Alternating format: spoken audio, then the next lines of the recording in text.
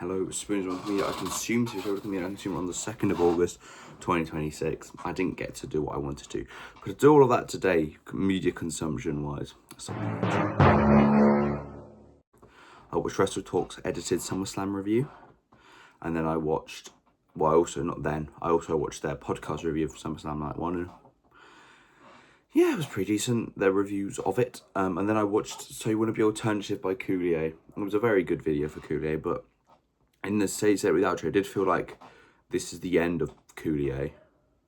Not like end, full stop, never again, but this is like the culmination of Coulier as a video, which is sad because I really like Coulier, but you know, people got to do what they got to do, so fair fucks. The next section, the TV. Couple episodes of Austin, season 2 episode 5 and season 2 episode 6. I watched a couple episodes of this show. Next section, the documentaries. Me and Dad watched Rick Mail, Magnificent Bastard. Very good documentary about Rick Mail, very funny comedian, known from Bottom, Young Ones, and The New Statesman. And he's in Drop Dead Fred. Good documentary. Real fucking pulls your heartstrings at parts. Anyway, let's look at the final section, the sport. I watched SummerSlam 2026, Night 2, and a very good show. So much so that my raw reaction nearly ran out of time. I had a good time. Main event was great. Chelsea winning was great. Chad winning was great. Corbin winning was shit. The Human Money's on a Pole match was a waste of time. Kevin Owens' return was good. And I think... Oh, and the ladder match. Yeah, that's Chelsea. And here's my raw reaction to the show. Just watched SummerSlam 2026 Night 2, and that main event was amazing. Seth Roman, a match I wasn't that looking forward to, but I would say over-delivered the most out of every match at SummerSlam. So I'll start with that. That was great. A lot of Shield references. They did Dirty Deeds. They did the wacky line. Did the Shield fisting, and Roman retained. I knew they weren't gonna, but I thought a little bit. The last move should be a Death Rider, but I can't see Roman doing a Death Rider. And yeah, that was main event. It was amazing. Probably best match of the weekend, hands down.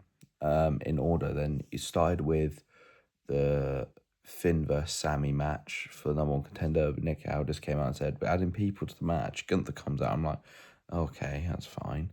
And it says, and Kevin Owens. I'm like, Owens is back. I mean, it's been reported, but yeah, Kevin Owens is the new number one contender.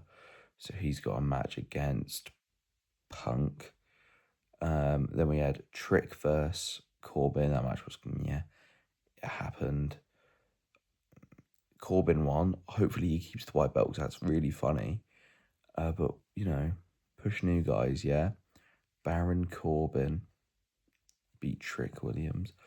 Then there was the women's ladder match, which was great, and Chelsea Green won. Chelsea Green is the current interim WWE Women's Champion, I think, but I think she's Women's Champion. I don't know if it's official.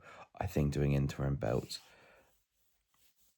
in something that isn't real is strange. I get it in actual thing, and I guess AEW do it well. But I think it gets messy because, is Chelsea Green champion? I hope so. Do you know what? Have her beat Rhea. Do the Jinder thing, but properly. That's my wrestling vintage. What's that? Oh, the Danhausen Dom match was bollocks. It's like 8 minutes. It happened. Chad Penta was good. Chad won, I believe. That's every match. The women's match, main event, both the titles, the number one's contender. Women's, both of them, number one contender. That's all the matches. That's my raw reaction. Night 2, pretty good. The overall SummerSlam was, I'd probably only ever come back to watch the main event of the whole show. But yeah, that's my raw reaction to SummerSlam 2026.